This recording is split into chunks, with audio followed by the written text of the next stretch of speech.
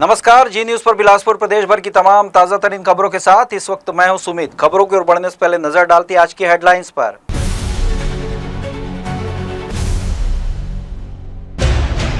लिंगियाडी में बेदखली विवाद तेज, महिलाओं का निश्चितकालीन धरना, विधायक अटल की चेतावनी, गरीबों के घर छुआ तो आंदोलन उग्र। युवा नेतृत्व को कांग्रेस की हरी झंडी, बिलासपुर में सुधांशु महेंद्र बने जिला अध्यक्ष, नियुक्ति के बाद पार्टी में हलचल तेज। खपरी में शादी समारोह के बीच विवाद बढ़ा तो युवक की चाकू मारकर हत्या, 2 आरोपी 3 नाबालिग गिरफ्तार। बिलासपुर स्टेशन रीडेवलपमेंट पूरी तरह ठप, 1 साल से बैरिकेडिंग बंद, यात्रियों की परेशानी बढ़ी और काम का था पता नहीं। अब समाचार विस्तार से। बिलासपुर के लिंगियाडी दुर्गानगर में 113 मकानों को तोड़ने की तैयारी के विरोध में महिलाओं ने अनिश्चितकालीन धरना शुरू कर दिया। प्रशासन की कार्रवाई को लेकर बस्ती में तनावपूर्ण माहौल है। वहीं प्रभावित परिवारों ने चेतावनी दी, यदि घरों को तोड़ा गया तो आत्मदाह जैसे कठोर कदम उठाने को मजबूर होंगे। स्थानीयों को दावा है कि जमीन उन्हें वर्ष 1982 में तत्कालीन मुख्यमंत्री स्वर्गीय अर्जुन सिंह के द्वारा पट्टे पर दी गई थी। इसी आधार पर लोगों ने अपनी मेहनत की कमाई से कच्चे घरों को पक्का मकान बनाया और दशकों से यहाँ रहकर अपना जीवन यापन कर रहे हैं। उनका कहना है कि शहर के सौंदर्यीकरण स्मार्ट सिटी परियोजनाओं के नाम पर गरीबों को बेघर करना सरासर अन्याय है। धरने में पहुंचे कोटा विधायक अटल श्रीवास्तव ने प्रशासन की कार्रवाई को अमानवीय बताते हुए कहा कि जो लोग 40 से 50 वर्षों से यहाँ बसे हैं उन्हें अपराधियों की तरह नोटिस देना गलत है। ये लोग घुसपैठिए नहीं बल्कि इस शहर के नागरिक हैं। विकास के नाम पर गरीबों को उजाड़ने की अनुमति नहीं दी जाएगी। उन्होंने आरोप लगाया कि बाहर से आए अफसर जमीनी हकीकत समझे बिना कार्रवाई कर रहे हैं। धरने पर बैठी महिलाओं ने कहा कि पहले भी बिना ठोस कारण के कुछ मकानों को नुकसान पहुंचाया गया था और अब फिर 113 मकानों को निशाना बनाया जा रहा है। लगातार विरोध से प्रशासन और नगर निगम की कार्रवाई फिलहाल विवादों में घिर गई है। वहीं आंदोलनकारियों ने चेतावनी दी है कि जब तक प्रशासन लिखित आश्वासन नहीं देता धरना समाप्त नहीं होगा और आंदोलन जारी रहेगा। देखिए, लिंगियाडी में जो लोग बसे हुए हैं 1982 में तत्कालीन मुख्यमंत्री स्वर्गीय अर्जुन सिंह जी ने वहाँ के लोगों को पट्टा दिया था। अभी भी आवास योजना इसमें चल रही है। आवास योजना का उद्देश्य यही है कि जिन लोगों के पास कच्चा मकान है वो अपने मकान को पक्का कर लें। पर 1982 के बाद जो गरीब लोग वहाँ रह रहे थे उन्होंने अपनी मेहनत की कमाई से पैसा इकट्ठा किया और अपने मकानों को पक्का बना लिया। तो उन्होंने गुनाह नहीं किया है। आज उनके मकानों को वहाँ रहने दिया जाना चाहिए क्योंकि 1982 से मिला हुआ है और उसको उजाड़ने का कोई समझ में नहीं आता कि गार्डन बनाने के लिए ये जितने IAS अधिकारी आए हुए हैं बाहर से, इनको छत्तीसगढ़ के लोगों को, छत्तीसगढ़ के लोगों का कोई प्यार नहीं है। उनको केवल अपनी स्मार्ट सिटी का पैसा खर्च करना है, इसलिए इस तरीके का काम कर रहे हैं। वहाँ कोई भी गरीब को नहीं उजाड़ रहा। रायपुर में साइंस कॉलेज ग्राउंड चौपाटी हटाने को लेकर राजनीतिक विवाद तेज हो गया है। शुक्रवार को कांग्रेस ने पूर्व विधायक विकास उपाध्याय के नेतृत्व में इसका विरोध किया और प्रधानमंत्री नरेंद्र मोदी को ज्ञापन देने की तैयारी की। इसी दौरान कांग्रेस नेता और कार्यकर्ताओं को गांधी मैदान से आगे बढ़ने नहीं दिया गया। जानकारी के अनुसार कांग्रेस नेता काले कपड़ों में प्रतीकात्मक विरोध जताते हुए प्रधानमंत्री को ज्ञापन सौंपने निकले थे। प्रदर्शन के दौरान मौके पर नारेबाजी हुई और कांग्रेस ने आरोप लगाया कि चौपाटी हटाने का निर्णय गरीबों और छोटे व्यवसायियों के हितों के खिलाफ है। गांधी मैदान कांग्रेस कार्यालय के बाहर सुबह से ही भारी पुलिस बल तैनात रहा। कांग्रेसियों के आगे बढ़ने पर पुलिस ने उन्हें रोका, जिससे कुछ देर के लिए दोनों पक्षों के बीच धक्का मुक्की की स्थिति बन गई। हालांकि गंभीर स्थिति न बनने देते हुए पुलिस ने स्थिति को नियंत्रित किया। कुछ देर चली गर्मा गर्म नोकझोंक के बाद कांग्रेस नेताओं की प्रशासनिक अधिकारियों से चर्चा हुई, जिसके बाद प्रदर्शनकारी वापस लौट गए। कांग्रेस ने चेतावनी दी है, यदि चौपाटी हटाने के निर्णय पर पुनर्विचार नहीं हुआ तो आंदोलन को और व्यापक रूप दिया जाएगा। डंके की चोट पर बता के जाएंगे, चोरी चुप के नहीं जाएंगे। हम लोग जाएंगे वहाँ डंके की चोट पर बता के। नहीं, हम लोग अभी से हम हिरासत में, नहीं तो हिरासत में जो भी आया है बात तो मत करो यार। हम लोग के बगल में जा रहे हैं, उसको जाने की क्यों रोक रहे हैं? हमारा कांग्रेस भवन है। कांग्रेस के कुछ पदाधिकारीगण अपनी बातों को लेकर एक एप्लीकेशन के साथ कहीं जा रहे थे और चूँकि उनके द्वारा काला कपड़ा पहना गया था और जाकर कुछ प्रदर्शन की बात कही जा रही थी, इसलिए उनको एहतियात के तौर पर रोका गया है। उनको समझाइश दी गई है और समझा के उनको भेजा गया है और पुलिस मुस्तैद।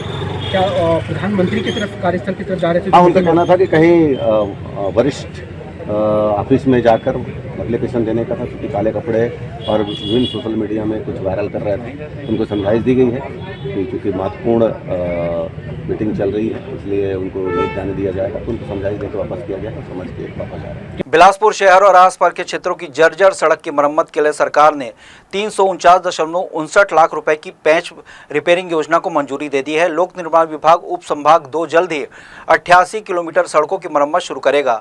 निविदा स्वीकृत होने के बाद जल्द वर्क ऑर्डर जारी किया जाएगा। लंबे समय से खराब सड़कों और गड्ढों की वजह से लोगों को भारी परेशानी और दुर्घटनाओं का सामना करना पड़ रहा था। कई प्रमुख मार्गों जैसे शनिचरी रपटा, science college road, Madhuban, लिंगेडी, Vasant Vihar मार्ग और अशोकनगर आशाबंद रोड की मरम्मत में प्राथमिकता दी गई है। मरम्मत कार्य में WMM और BT पैच रिपेयर तकनीक का उपयोग किया जाएगा, जिससे सड़कें ज्यादा टिकाऊ और मजबूत बन सकेगी। अधिकारी के अनुसार बरसात के दौरान मोपका, खैरो और लिंगेडी मार्ग पर हालात बेहद खराब होने से लोग परेशान थे।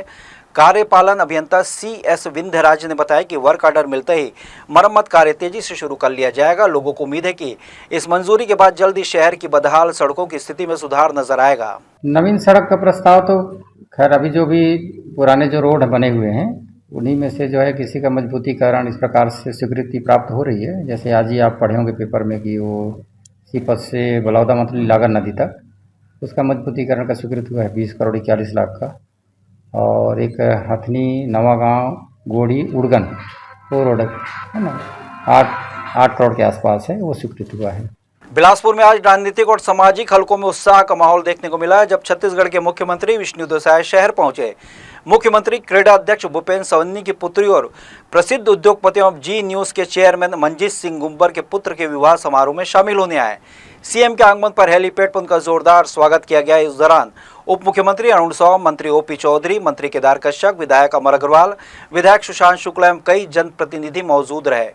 कार्यक्रम स्तर पर माहौल औपचारिक, गरिमामय और उल्लासपूर्ण रहा। कार्यक्रम में जिले के प्रशासनिक अधिकारियों की भी बड़ी मौजूदगी रही। कलेक्टर, SSP सहित अन्य विभागीय अफसर और कर्मचारी स्वागत एवं व्यवस्थाओं में शामिल रहे, जिसमें कार्यक्रम में व्यवस्था और प्रोटोकॉल का निर्वहन सुनिश्चित किया गया। मुख्यमंत्री और मंत्रियों की उपस्थिति से विवाह समारोह चर्चा का केंद्र बना रहा। माना जा रहा है कि अवसर राजनीतिक और सामाजिक दोनों दृष्टि से महत्वपूर्ण रहा, जहां प्रदेश की शीर्ष हस्तियां एक मंच पर दिखाई दी। लंबे इंतजार के बाद छत्तीसगढ़ कांग्रेस ने आखिरकार बिलासपुर जिले के नए जिला अध्यक्षों की घोषणा कर दी। राहुल गांधी के 50 साल से कम उम्र वाले कार्यकर्ताओं को जिम्मेदारी देने के निर्देश के तहत इस बार युवाओं को अहम दायित्व मिला है। बिलासपुर शहर जिला अध्यक्ष सुधांशु मिश्रा को बनाया गया, जबकि बिलासपुर ग्रामीण की कमान महन गंगोत्री को सौंपी गई है। नियुक्ति के बाद दोनों ही नेता शनिवार को कांग्रेस भवन पहुंचे, जहां कार्यकर्ताओं उनका गर्मजोशी से स्वागत किया। नवयुक्त दोनों जिला अध्यक्षों ने कहा कि वे संगठन को और मजबूत करेंगे और वरिष्ठ नेताओं द्वारा दी गई जिम्मेदारी को पूरी निष्ठा से निभाएंगे। उन्होंने भाजपा सरकार पर हमला बोलते हुए कहा कि धान खरीदी की दिक्कतें, बिजली बिल में बढ़ोतरी और जमीन से जुड़े विवादों को लेकर कांग्रेस जल्द बड़े स्तर पर आंदोलन करेगी। हालांकि अंदर खाने से चर्चा भी कि इन नियुक्तियों पर कुछ वरिष्ठ कांग्रेस नेता नाराज हैं। उनका कहना है कि पूरी प्रक्रिया सिर्फ औपचारिकता बनकर रहेगी और नियुक्तियों में पूर्ण लोकसभा प्रत्याशी देवेंद्र यादव की अहम भूमिका रही। अब असली चुनौती इन दोनों युवा अध्यक्षों के सामने यह रहेगी कि वे सबको साथ लेकर संगठन को आगे कैसे बढ़ाते हैं। धन्यवाद। मैं आप लोगों के माध्यम से सबसे पहले अखिल भारतीय राष्ट्रीय कांग्रेस के हमारे अध्यक्ष मल्लिकार्जुन खड़गे जी, हमारे राष्ट्रीय नेता सर्वमान्य नेता राहुल गांधी जी, प्रियंका गांधी जी, सोनिया गांधी जी का आभार व्यक्त करता हूं। हमारे प्रदेश के अध्यक्ष दीपक बैद जी, माननीय चरणदास महंत जी, भूपेश बघेल जी, TS सिंहदेव जी, हमारे सांसद प्रत्याशी देवेंद्र यादव जी, जो राष्ट्रीय हमारे सचिव भी हैं, इन सब ने मुझे इस लायक समझा है कि इतनी बड़ी जिम्मेदारी दी है। और आने वाले समय में कांग्रेस पार्टी को हम लोग मजबूत करेंगे, कांग्रेस के संगठन को मजबूत करेंगे, कांग्रेस की रीति नीति, कांग्रेस की विचारधारा के साथ भारतीय जनता पार्टी की जो दमनकारी सरकार ट्रिपल इंजन की चल रही है, इसके खिलाफ सारी जनहित योजनाओं में हम लोग जमीन में आकर के लड़ाई लड़ेंगे। बिजली बिल को लेकर समस्याएं हैं, अभी धान खरीदी चल रही है, उसमें बहुत समस्याएं हैं। रोड, नाली, सड़क, पानी, बिजली सब की समस्याएं हैं। और ऊपर से ये जो जमीन खरीद बिक्री पर रोक लगा दी गई, जो राजस्व बढ़ा दिया गया, उससे बहुत किसान परेशान है। किसी के घर में अगर शादी है, बर ब्याह है, किसी के यहाँ दुखद घटना हो गई तो वो अपनी जमीन को नहीं बेच सकता, इतना रेट बढ़ा दिया गया है। तो बहुत सारी समस्याएं को लेकर कांग्रेस लड़ेगी, पहले भी लड़ी है, आगे भी लड़ेगी और हम लोग भारतीय जनता पार्टी के खिलाफ मुखर होकर लड़ाई लड़ेंगे। संघ लोक सेवा आयोग द्वारा आयोजित APFC और EO की परीक्षा बिलासपुर में कल 30 नवंबर को आयोजित की जाएगी। जिले के 6 परीक्षा केंद्रों में कुल 2316 परीक्षार्थी इस परीक्षा में शामिल होंगे। प्रशासन ने परीक्षा की सुचारू और पारदर्शी व्यवस्था के लिए तेजी से तैयारियां पूरी कर ली हैं। कलेक्टर संजय अग्रवाल ने केंद्र अध्यक्षों और स्थल पर्यवेक्षकों की बैठक लेकर यूपीएससी द्वारा जारी दिशा निर्देशों को विस्तार से समझाया और इनका कड़ाई से पालन सुनिश्चित करने के निर्देश दिए। उन्होंने कहा कि परीक्षा के दौरान किसी भी प्रकार की त्रुटि या लापरवाही नहीं होनी चाहिए और सभी व्यवस्थाएं समय से पहले तैयार हो जाएं। परीक्षा सुबह 9:30 बजे से 11:30 बजे तक होगी। परीक्षार्थियों को परीक्षा शुरू होने के 30 मिनट पहले प्रवेश मिलेगा, लेकिन सुबह 9 बजे के बाद किसी भी अभ्यर्थी को प्रवेश नहीं दिया जाएगा। परीक्षार्थी केवल उसी केंद्र में परीक्षा दे सकेंगे जिसका उल्लेख उनके ई-एडमिट कार्ड में होगा।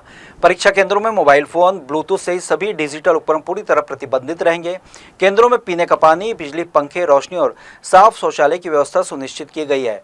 बैठने की व्यवस्था आयोग के मानकों के अनुरूप होगी ताकि परीक्षार्थियों को सुविधा मिल सके और परीक्षा शांतिपूर्ण वातावरण में संपन्न हो। बिलासपुर के उसलापुर रेलवे और ब्रिज पर लगातार लग रही जाम की समस्या लोगों के लिए बड़ी परेशानी बन गई है। मुंगेर बिलासपुर मार्ग पर बढ़ते ट्रैफिक और पुल की सीमित क्षमता के कारण रोजाना वाहनों की लंबी कतारें लग रही हैं। स्थिति इतनी गंभीर हो चुकी कि एक वाहन खराब होते ही ब्रिज पर घंटे भर जाम लगना आम बात हो गई है। यातायात दबाव को देखते हुए सेतु निगम ने मौजूदा पुल के समानांतर दूसरा ओवरब्रिज बनाने का प्रस्ताव दिया था, जिसकी लागत लगभग 10 करोड़ रुपए तय की गई थी, लेकिन यह परियोजना अब भी शासन स्तर पर स्वीकृति का इंतजार कर रही है। क्षेत्र के लोगों का कहना है कि वर्षों से आश्वासन मिल रहा है, लेकिन जमीन पर कोई काम शुरू नहीं हुआ। एम्बुलेंस से लेकर स्कूली बस तक रोजाना जाम में फंस रही हैं और लोगों का धैर्य जवाब देने लगा है। लोगों का कहना है कि शहर का ट्रैफिक सिस्टम बढ़ते वाहनों और विकास की ज़रूरतों के सामने छोटा पड़ चुका है। अब सबकी निगाहों इस बात पर टिकी है कि दूसरा ओवरब्रिज और सिग्नल सिस्टम अपग्रेड कब शुरू होगा। इस वक्त जनता का एक ही सवाल है, समस्या पता है, समाधान कब मिलेगा। जी, ये उसलापुर ओवरब्रिज में हमेशा जाम की स्थिति बने रहती है, जिसका कारण ये है कि ब्रिज छोटा है और एक भी अगर वाहन यहाँ खराब हो जाता है तो वाहन की लंबी कतार लग जाती है और ये किसी भी समय हो जाता है। इसका कोई एक निर्धारित समय नहीं है, तो नया ब्रिज बनना चाहिए यहाँ जल्दी, ऐसा लगता है। मैं ये उसलापुर का वैष्णवी विहार में रहता हूँ और हमको आना जाना पड़ता है। इधर स्कूल भी बच्चे लोग आते जाते हैं, तो आने जाने में एक ही ब्रिज होने से बहुत दिक्कत है, क्योंकि सकरा है। 2 ब्रिज आने जाने के लिए अलग अलग होगा तो ज़्यादा सहूलियत होती। कब से प्रस्ताव तो चल रहा है पर अभी तक कोई निर्णय में नहीं पहुंचा गया है। इधर स्थिति सिर्फ उसलापुर तक सीमित नहीं रही, बल्कि मंगलवार को मंगला चौक में भी ट्रैफिक अव्यवस्था ने लोगों को परेशान कर दिया। चौक के ट्रैफिक सिग्नल में तकनीकी खराबी आने के बाद वाहनों की कतारों चारों ओर फैल गई। हालात यह रहे कि ट्रैफिक जवानों को खुद सड़क पर उतरकर मैनुअल कंट्रोल संभालना पड़ा। जी न्यूज के लिए कैमरामैन गोपाल मौर्य के साथ मोहम्मद नासिर की रिपोर्ट। सिम्स बिलासपुर में इस सत्र में शैक्षणिक विस्तार के तहत बड़ी बढ़ोतरी की गई है। संस्थान में 21 नई सीटें जोड़कर अब कुल संख्या 89 कर दी गई है। फिजियोलॉजी और टीबी एंड चेस्ट में 4-4 सीटों के साथ नए एमडी कोर्स की स्वीकृति मिल गई है, जबकि मेडिसिन विभाग में सीटें बढ़ाकर 8 से 13 कर दी गई हैं। सभी विभागों के लिए ई-सेंटिलिटी सर्टिफिकेट जारी कर दिया गया है। टीबी एंड चेस्ट विभाग को एनएमसी के पूर्व अमान्यता के बाद अब प्रोफेसर डॉक्टर प्रतीक कुमार की नियुक्ति के आधार पर मान्यता मिलने की प्रक्रिया फिर शुरू हो गई है। अब विश्वविद्यालय संबद्धता के लिए आवेदन भेजा जा रहा है, जिसके बाद अंतिम मंजूरी के प्रस्ताव एनएमसी को भेजा जाएगा। सिम्स प्रशासन का कहना है कि वृद्धि मेडिकल छात्रों के लिए नए अवसर खोलेगी। बुलेटिन में खबरें और भी हैं, वक्त हो चला एक छोटे से ब्रेक का। ब्रेक के बाद हम लौटेंगे जल्दी, आप कहीं मत जाएं।